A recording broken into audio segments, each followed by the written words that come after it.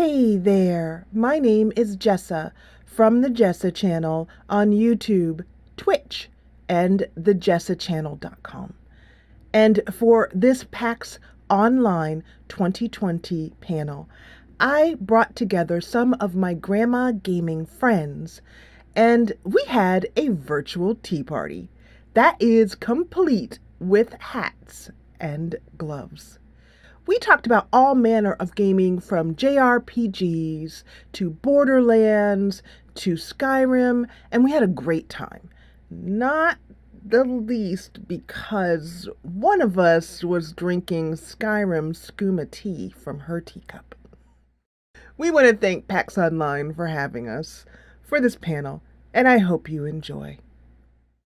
It is time to do some introductions. Britta, who's right above me, Britta. Hello, everyone. My channel is called Food for Dogs. And before you ask, yes, I do have a video up explaining the origin of that name. I call my channel Cozy.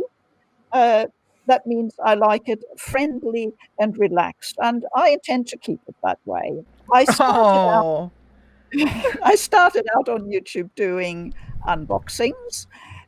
I unbox limited editions of mainly JRPGs because that's my favorite genre. I like to talk during the unboxings to give a bit of a background history, talk about the development, the artwork and the artists, the music and the composer, just the complete package, really, to give people some context and hopefully some interesting information. I also have several plushy assistants who help me out during my videos. This is Mishi here. Hello. Also do some gameplay videos occasionally. I don't really get around to doing that enough, but I certainly enjoy doing them, and I tend to give my thoughts on the game during those videos. Recently, I've branched out a little bit more, and I did a series of videos called Tech of My Childhood. That was really a bit of a nostalgia trip for myself, but I found there was lots of interest in that as well, so that was great. And that's really my channel in a nutshell. Cozy. It's food for dogs. Thank you very much. All right, so next up, I'm going to introduce Merrie, who's up that way. Merrie, you're up next. Hi, I'm Merrie, go by the gaming name of Lady Empire. I've been gaming for 43 years, since about 1977. My first game was Pong, literally the ding, ding, ding. And since then, all of the games in between, the arcade games, everything. Then I had a family, 2 sons, didn't play as much. And when they got older, got into Sims, Minecraft, console games, and eventually PC gaming.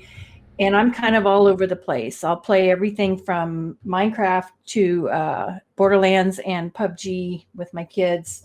I have a Twitch channel, of course. I also have a YouTube channel, which I haven't been very active in for many reasons. And currently I've been mostly streaming to fundraise for St. Jude. But I'm so happy to be here, Jessa.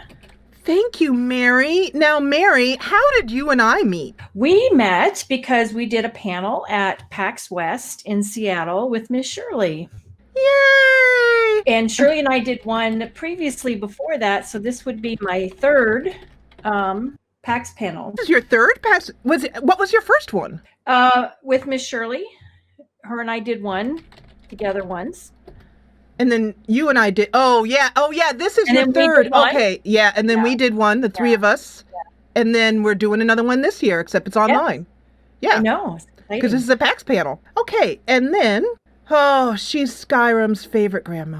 You guys, welcome to the Jessa channel, Shirley Curry. Hello, Shirley. Thank you, Jessa. Thank you. Hi to everybody, Merrie and Britta and Jessa. And everybody out there in chat. I'm thrilled that everybody's here. Yes. My name is Shirley Curry. My channel is named Shirley Curry. And it's basically Skyrim that I play. I have tried many other games, 1 or 2 videos here and there that you'd find in my playlists, but I just play Skyrim all the time. But I started gaming back in the mid-90s when my son helped me on a computer to learn what to do on it and gave me a game and taught me how to play. Before that, I didn't know anything about computers or gaming or anything. And he started me with Civilization 2. I played that for several years, day and night. I would hardly eat or sleep. And so eventually he showed me Skyrim. And so I started playing that, and that's when I really became addicted. First of all, before we go ahead, why don't you show me your teacups? Show me your teacups. Oh, look at that! You actually have a little pot, Merrie. Yes, it's a little Alice. Gosh, that's so cute. And Shirley, do you have those gloves I sent you? Those lace gloves? Yes, I do. They're beautiful. Got little flowers on them. Let's not talk about the usual how did you get into gaming question. Let's focus on what our first memorable gaming experience was. So what is that earliest game that you played that really made an impact on you? The one that made you go, I love gaming. This is so fun. I can't believe this. This is so awesome. And the game that really sticks with you to this day. I'll answer it. I started with that Civilization 2 and then became addicted to Skyrim. But even now, I worked my way through all the Civilization games. And now I still play Civ 5 when I need to just sit and relax and veg out. Mine would probably be Sims. I probably got into that when Sims 2 came out. I missed Sims 1, but Sims 2, I was totally addicted. I mean, I couldn't wait to play. I had a little notebook with little stories about what was happening in each family. And they just the stories just grew and made themselves. But that's probably the one. And I've since then bought every Sims 4, Sims 3. But I used to I didn't do video then, but I was on a forum and I did stories with pictures with the forum members. And that was a lot of fun. Got into the modding and making shirts and clothes and different things. So that was probably the one that really took off. Sim house, like you'd put all the Sims in, let them run on auto and just see what they did. And then I did a Sim Survivor and a Sim Cruise and all these different little play along stories, but unfortunately they're none on video. Yeah. Well, be glad, because some of my early stuff is on video still, can still be found out there in the world, because I was part of the Sims community before I was a YouTuber. And, well, every once in a while somebody threatens to pull all that stuff up and embarrass me. So kind of be glad. And Britta, how about you? Yeah. What's your first? Well, I have a confession to make. I have never played The Sims and I have never played Civilization, but I have both of them now in my backlog, and I very much hope I'll find the time to dive into them because they both look pretty cool. My earliest memory of getting completely addicted was a tiny indie game called Rainbow Moon. It was available on the PlayStation 3, and it was very early after I just started gaming and was still looking around, and I thought, oh, RPGs might be my kind of thing. And I just got stuck into Rainbow Moon. It's what's called a tactical RPG. So you work on a basic grid layout for your combat, a bit like a chessboard, and you make your moves, and it's turn-based. And I just loved it. The game is sort of very colorful and cartoony, and that appealed to me as well. And the main thing is it was really, really easy to learn. It's a very simple to get into tactics RPG. To this day, if somebody asks me, can I recommend something for someone who's never played a tactics RPG and wants to learn the basics, I recommend Rainbow Moon, because that's how I learned it. And tactics RPGs have become my favorite genre within the RPG genre. So I played it for, I think, well over 200 hours I poured in. I just couldn't let go of the game. I did in the end, but I played it on and off over about 1.5 years until I finally completely completed it. And yeah, there was nothing left to do.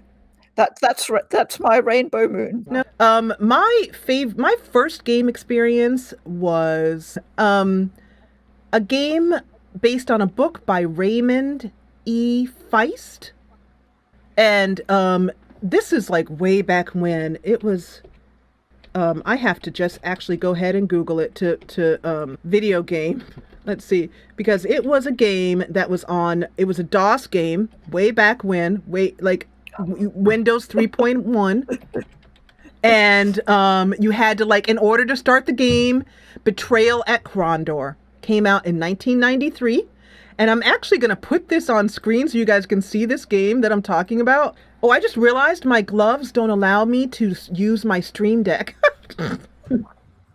I can't use my Stream Deck with my gloves on. But yeah, you guys should be looking at the desktop now, and that's Betrayal at Krondor. And I actually bought this game. I bought this game and I went home and I didn't finish it. It began my still very long, continuous era of not finishing stuff, not finishing games. I still, to this day, have the hardest. I love the idea of RPGs. Have any of you ladies have this problem? Unable to like these long games, you can't finish them? Yes. Skyrim is one of mine. Yeah. I've never played it all the way through, but I've played 150 hours, way less than Shirley. But a lot of games I do finish, but there are quite a few I have not. Shirley, have you finished the main quest in Skyrim? I don't think so. I don't think I've finished anything in Skyrim. I'm too busy making my own story. Like, gaming is not only just about, we're grandmas, okay, that's great. Old news, we're grandmas. Who cares? But what about like storytelling and like, do you guys like make up stories in your head when you're playing your games? Or Shirley, I know you've got some stories going on with Skyrim. What have you got going? Oh my goodness. I just started a new story called Leanna, A Shaman's Tale, because I've never, ever played a magic character before. I was kind of afraid to. And, but some modders that's making a character of me for Skyrim SE sent me the house that they made for that character to live in. So they're allowing me to live in it with my character and show everybody what's in it and what it looks like and everything. So this is being really fun. I have seen your Skyrim work. My very first memory of you, Shirley, is I went to your channel. You were on fire on Reddit, and everybody was like, "You guys got to talk about this grandma gamer. You've got to connect with it. She's so great." And I went over to check you out because you were the big thing. The very first video I watched of you, you said, "Good morning, grandkids. I am in Bleak Falls Barrow, and oh look, there are some Draugr here. Oh, okay, let me see. Where did I put my weapon? Let me see." And then your character, Khajiit, took out this like two-handed battle axe, like, funk. Oh, there it is. You were just like, "Oh, there it is. Okay. All right, kids. Now we're going to go over and we're just going to smack this Draugr right here." Woo! I killed him. Oh, my goodness, I killed him. Oh, right at the knees, kids. Did you see that? I was like, You talk about bringing up old videos and embarrassing you. I know it's terrible, but I don't care. You can go and bring up. You should go. You've watched my early Skyrim stuff. You can go back with Mala, my character Mala, where I voice acted, and people. That was back when voice acting was not a thing on YouTube. So people were like, "Are you crazy?" And I was like, well, yeah, but that's beside the point. I'm trying to voice this character. Like, people didn't understand this at all. Yeah. And so so that was a question about like our first game. But now I'm curious about, I know Britta was saying, and Britta and I had now just fun fact, Britta and I just met this week. And Britta just met all of us this week. And I wanted a fourth for our another party for our tea party. So I went to Reddit and I said, hey guys, I need a grandma gamer. Who you got? And Reddit said, you gotta talk to Britta. You gotta talk to Food for Dogs. So I went over and I saw her channel and she was so cute and so sweet. But then she has a picture up of her, I think on Twitter, with a pink hat on. And I was like, you're hired. So I went over to her and I said, hey, want to be friendsies? And so she is the newest part of our gang of gamers. Okay, it was really just a very brief comment about what especially Shirley was talking about, being inside an RPG and constructing your own character and your own story for that character. And because I play mainly JRPGs, that's not really possible like that, because JRPGs are usually quite narratively driven. You have to follow along a storyline. So you don't quite have that freedom. So what I tend to do in my head is I enter into one of my favorite characters and, try and think what I might be doing in this situation, or how I would execute that combo, what I might want to wear, etc. And because my games often tie in with anime series, I can watch the anime and that sort of deepens the experience. So that's really how I get into my roles. But the ultimate role for me is living inside a Studio Ghibli movie. And of course, we can do that as gamers now because we have the fantastic Ni no Kuni, which is available on all platforms. Did you say Ni no Kuni? Yes. Okay. Ni no Kuni. Yeah. And that's the game where you literally are inside a Studio Ghibli movie. That's what it feels like. It's just fantastic. So for those of us who don't play JRPGs, which is everyone here in the panel, I mean, describe some of these terms. I purposely wanted you to represent that because the rest of us are just CRPG gamers, or we're Western gameplay gamers, and you really focus on Japanese gaming, Japanese anime. Tell us more about that. Like, what does Ni no Kuni mean, and who is Studio Ghibli? And you can show us some stuff too. You can also show your games, and also you can show your mascot too. Yes, well, yeah, I've already introduced Mishi. Another very well-known mascot she's another assistant, is Morgana from a series called, yes, she is a very, very smart cat. In fact, she's far too smart for her own good. She gives me a lot of trouble. She comes from a game series called Persona, a very famous one. You might have heard of it. It's well worth playing. Whether you're into JRPGs or not, it is an experience. And that's what I always look for in games, an experience, more than just a game I play and then put aside, Yes, so sorry, what that was.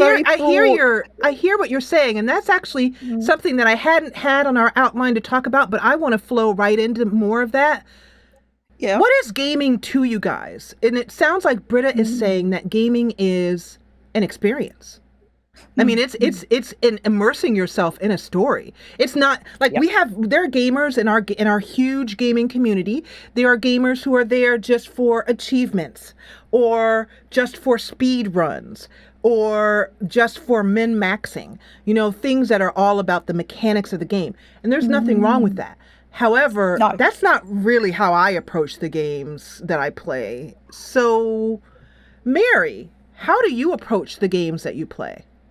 I go a different direction, even though like I started with, Sims and things that were single player. I actually tend to prefer co-op games. I like playing with friends and community and other people. And my favorite series is like Borderlands. When that came out, you can have up to 4 players. And before that, it was Left 4 Dead, 4 players. And you work as a team and you talk to each other. And that's actually become my favorite, is to play these games with other people. And it's gotten so bad that when I play games solo, it's kind of boring. And that's one reason why I like to stream, because then there's people to talk to. I mean, it's not boring. The game is great. You get immersed in it. But I still, if I had a choice, I prefer to play co-op with other people. Yeah. And so what are you playing? Like what's your jam right now? Borderlands, right? Borderlands right now. I'm working through the 3rd DLC. We just started that the other night, and kind of a little bit behind. We used to be very caught up. As soon as they come out, we'd hit it and we'd play it every day. But the person I play with a lot works and has school, and so I tend to end up playing with people that are like half my age, because there's not a lot of which is okay. But this person I've known like 15 years, and we've played every single Borderlands together, so it's really fun. So we're working our way through the 3rd DLC, because the 4th one I think will be out maybe in another month or so, and then we'll be ready. So, Shirley, like how do you approach games? Like, in other words, what's your reason for playing besides the obvious, it's fun?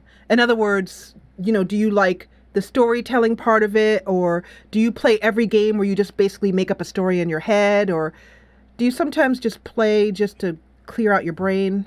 Do you understand the question I'm asking?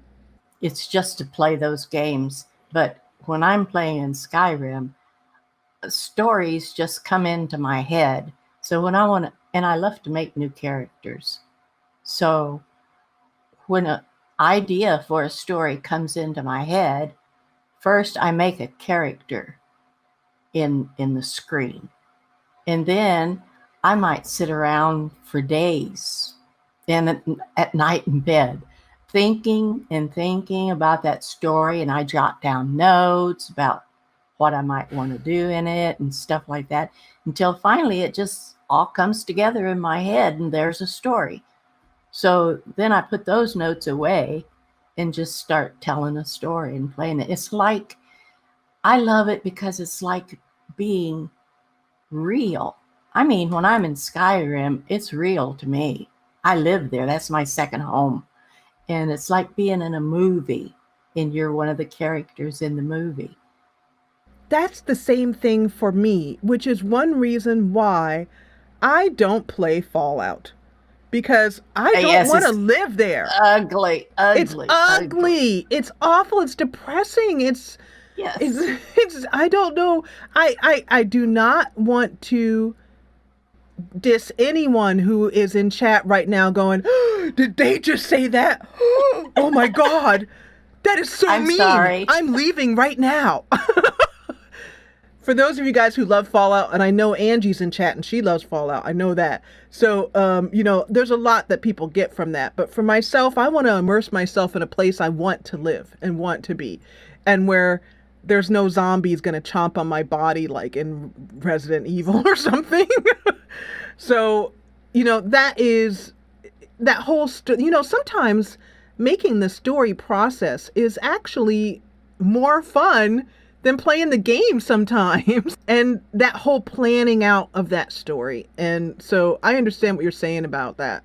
And, the gaming community, we have a bad rap for being immature. And there being a lot of young people here, you know, a lot of immature people who is none of us on this panel. We're all very mature. But see the gray hair? Yeah, exactly. We all are sporting my gray hair is a little bit harder to see, but it is in there behind these flowers and whatnot. I have it. And I'm not going to color my hair ever.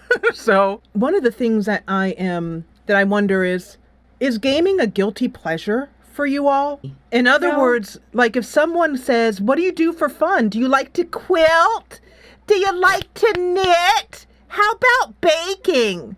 What do you old folks like to do with your time?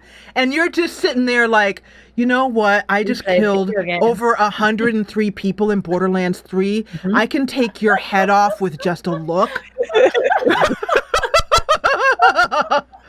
Get away from me, kid, before you're sorry. Get off my lawn, you runt. So, but seriously, that brings, you know, have you ever been judged? Like, first of all, do you admit to your friends, family, people you meet at a dinner party that you're a gamer? If you do admit it, what are their reactions? Complete incomprehension. Mine sort of grew into it, I think. Like my parents and of course my kids are all in, you know, kids and grandkids are fine. And then the parents just, I think my dad's even bragged about it some, but I'm more open now than I probably didn't really tell anybody much. And I never really told my age way back, but that's changed now. I wear it proudly. Yeah. And you know, one of the things that Shirley, when you first came on the scene, tell us the story about the person on Reddit who didn't believe you were actually you. Every once in a while, still somebody asks me that. And but this one guy, he said, I work in the industry and I know that this is a kid using a voice changer.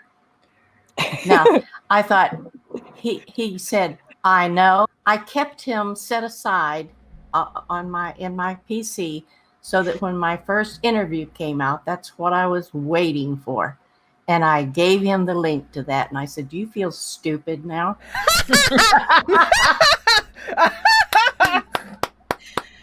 I love Miss Shirley speaks her mind. Miss Shirley speaks her mind. I love that chat is flowing. Let's get those hearts, you guys. That's how we do it. When you get old enough and mature enough, you can just like save up all that, and then just like, pow. Yep.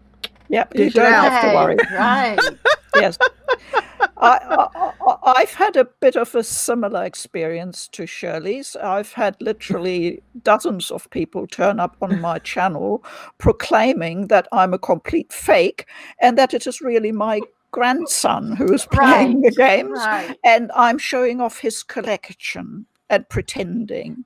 And just for the record, I actually don't have a grandson or a granddaughter.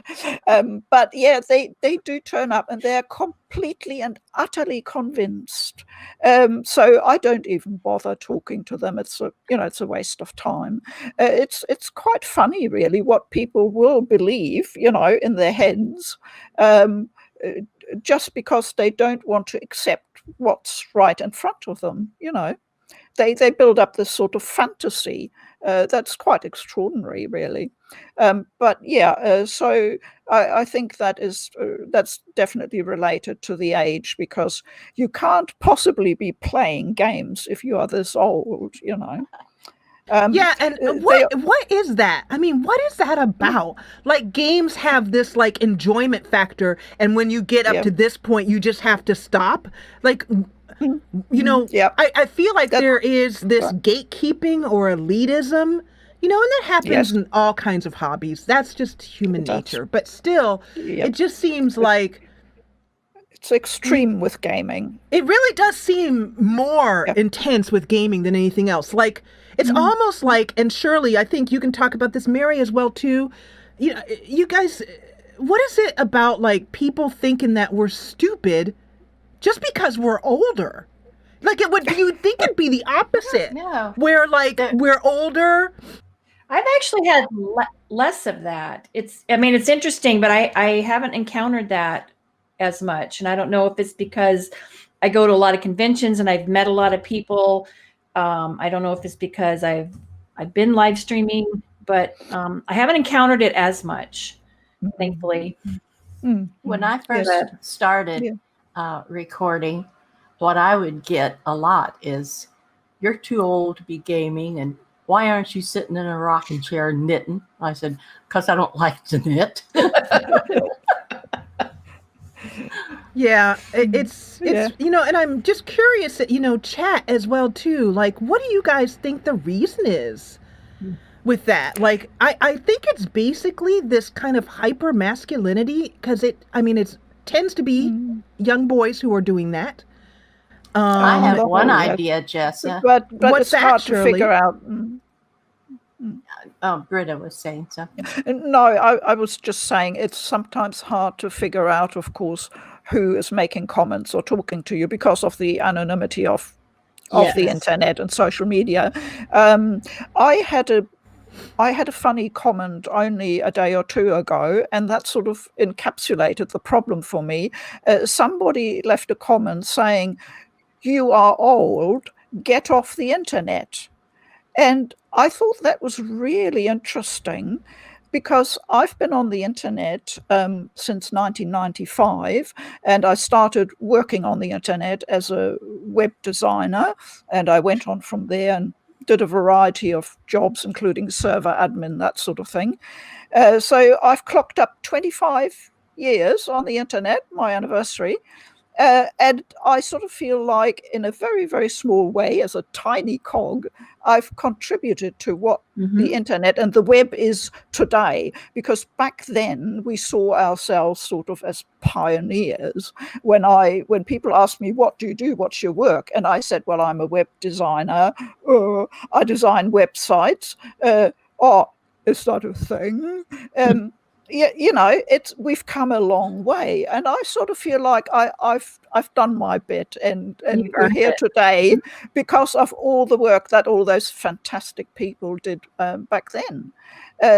So somebody presumably that young coming along and saying, "You're old, get off the internet," that's just youth and ignorance speaking. You know, I can't really see any other way. So, but whether that helps us in addressing the problem, I don't know. I think one of the things that started that whole idea is the developers themselves, the people who sell their products, because all young people started to play. Everything was advertised for young people. You didn't see pictures on any of the game boxes of grandpa and grandson playing together, or just an older person playing a game. It was all kids. And that's what kids grew up getting used to. So they just assume that old people can't play. And, you know, in chat, what they're saying is that, you know, it's really an immaturity thing. And, you know, Jessie here says, "Thankfully, we're entering an era of gaming where gaming has been a casual thing for so many people.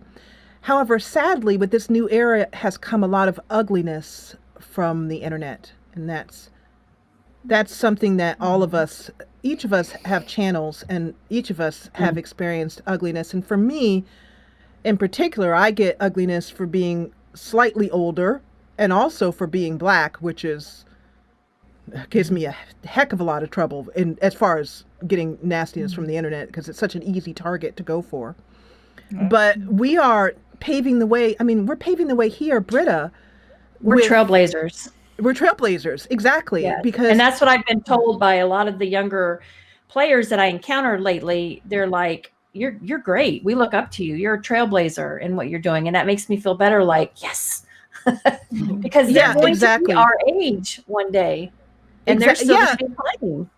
Exactly. That's the thing, is that you guys who are all watching this, who are younger than us, one day you're going to be old farts like we are, or at least deeply middle-aged. Yes. And that is the comment I see most often on my channel, I'd have to say. The vast majority from people coming and saying, oh my goodness, it is so good to just see you enjoying games, and the games that I enjoy too. I'm still in my 20s, or I'm in my 30s, and the people around me, my family, my work colleagues, they tell me I'm childish to still be playing games, and they start to feel guilty about it and feel like they should be putting games aside. Exactly. And it's sort of, in a way, channels like ours are a validation for saying it's absolutely okay to play games whatever your age. And I think that message is maybe finally getting out there. Yeah. I mean, and that's everybody what I has a hobby. Exactly. It's a hobby. It's also, for many of us, it's mental and emotional health. Yes. Yeah. How are you guys using gaming to cope? Are there any particular, like, for example, just to clarify, kind of flesh out that question? Yeah. That, we all maybe are sitting around playing our games in our pajamas late at night, which is better, that keeps the demons away perhaps. But are you finding yourself more attracted to games where, like, I find people who are on Reddit and the gaming suggestions subreddit are asking questions like, hey, I want to find a game that's about post-apocalyptic, or a game that's kind of like they want to experience their fears through gaming. Or other of us are using it as an escape and want to go the exact opposite direction. Yeah. But basically, Animal Crossing. Can I get Animal Crossing? Can I get a heart in chat for Animal Crossing, you guys? Yeah. That's been my pandemic game.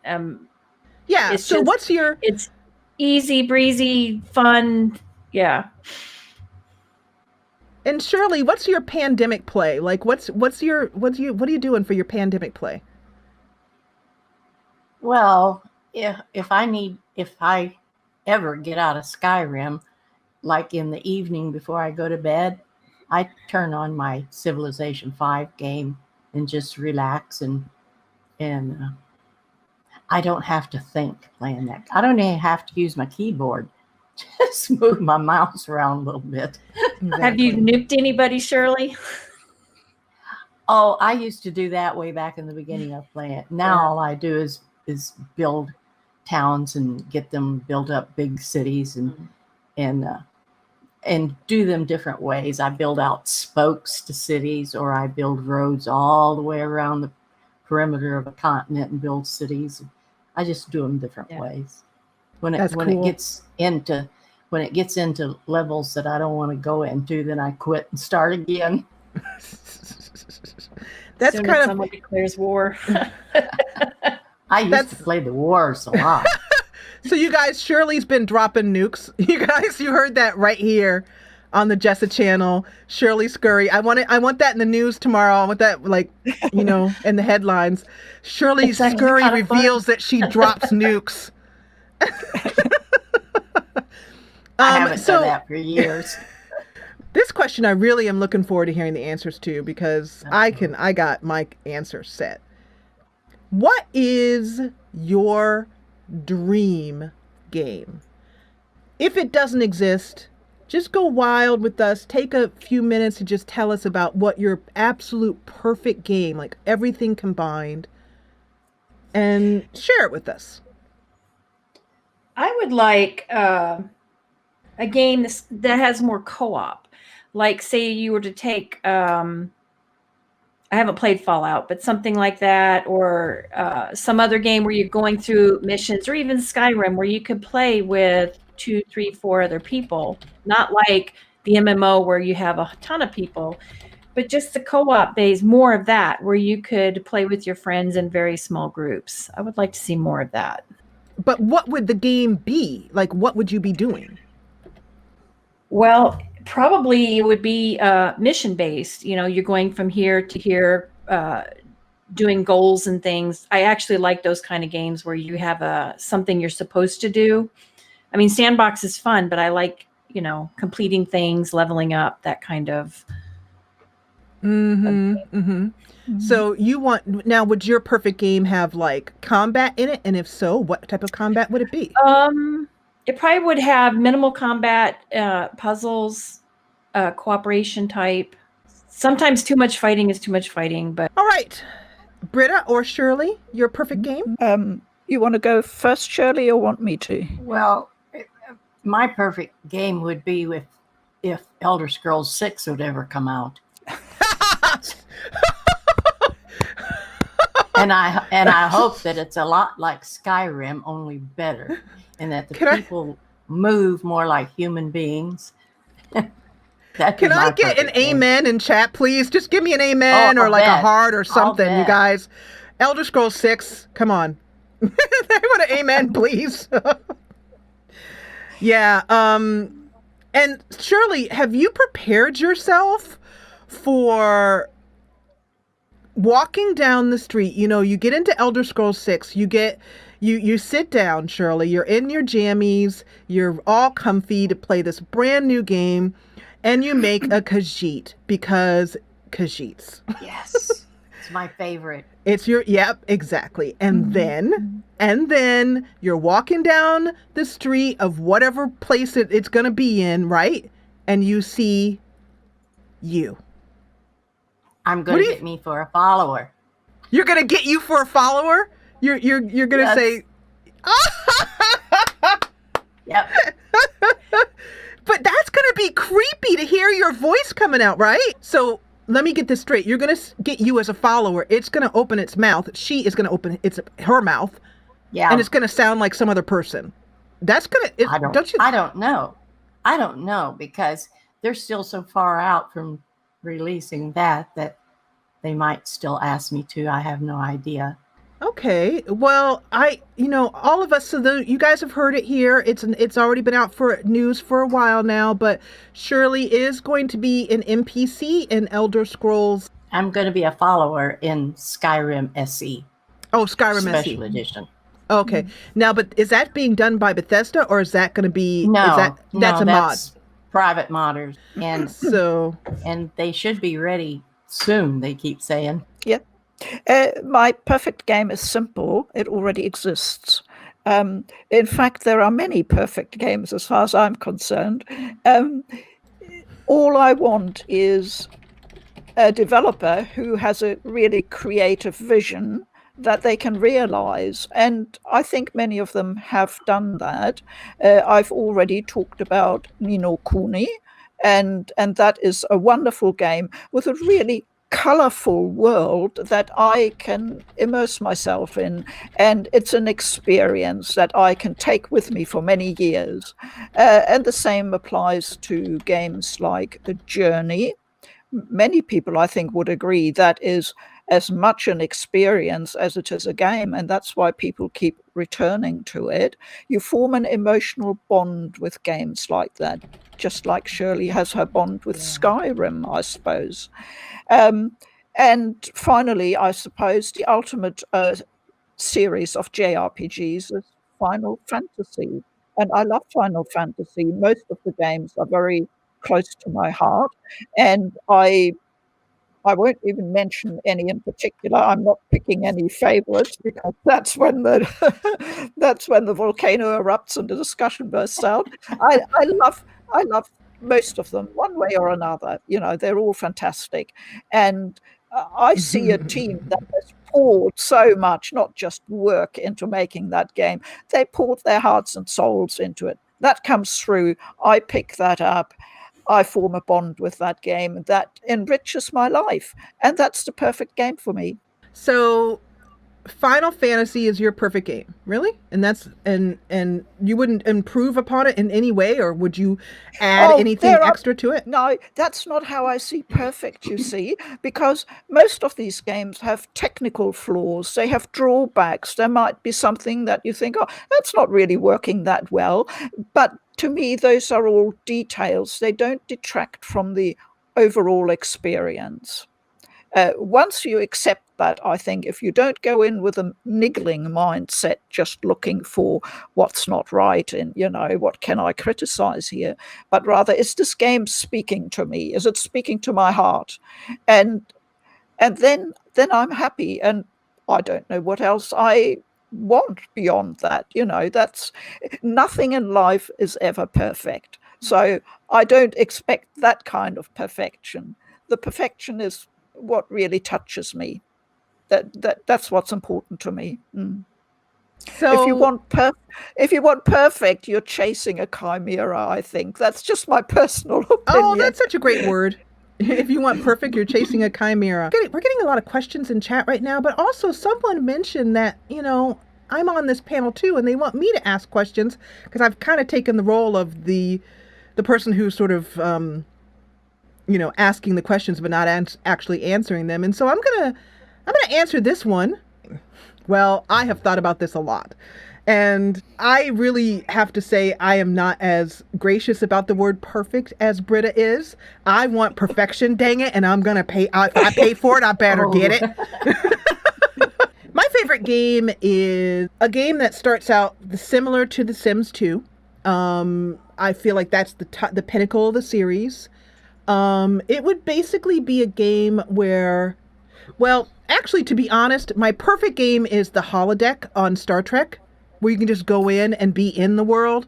But until someone creates a holodeck, this will have to do. But I basically want The Sims 2 modernized, where it's more open world, where you could go, in other words, similar to how The Sims 3 was, but without all the other stuff I didn't like. But The Sims 3, particularly the Sims themselves, they were pretty awful looking. And so it would be basically I want like a story creator, novel creator type of thing. That is what life simulation is for me. It's basically it's more than a dollhouse. It's like a tool of imagination. So my perfect game would be a modernized Sims 2 that has a ton more stuff to do. And Paralives, the new Paralives game, is trying to meet these needs of the huge simming community. But basically it would be where I could go in and actually be a sim in the game, where I could actually click them and then click a button and I would actually be in their eyes looking around. That would be so cool. And also the perfect Sims game of mine would have extremely easy custom creation tools. So if I saw something I liked at IKEA, I could take a picture of that thing and it could somehow import it in, boom, and I could just stick it in my game. Could you imagine? Wow. That would be amazing. You could take a picture of your friend and the game could just scan that picture and then boom, make it into a sim. Wouldn't that be the coolest thing ever? And ultimately, yes, huh? Did I go off track a bit? Have I taken up a touch too much time? Expect a phone call tomorrow from a very big developer. Oh, good. Ooh, here we go. So Casa asks, what do you think of integrating video games into retirement? Oh, great idea. Yes. Do it. I think it's now actually recognized that it's a very good all-round mental and brain exercise.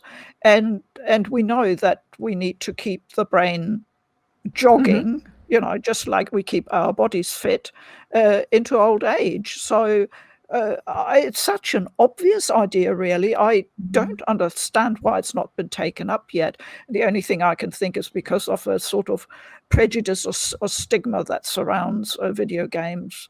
But when I started first looking into what was this gaming thing, because I had no idea, I'd never seen a video game before, that was one of the first things that occurred to me.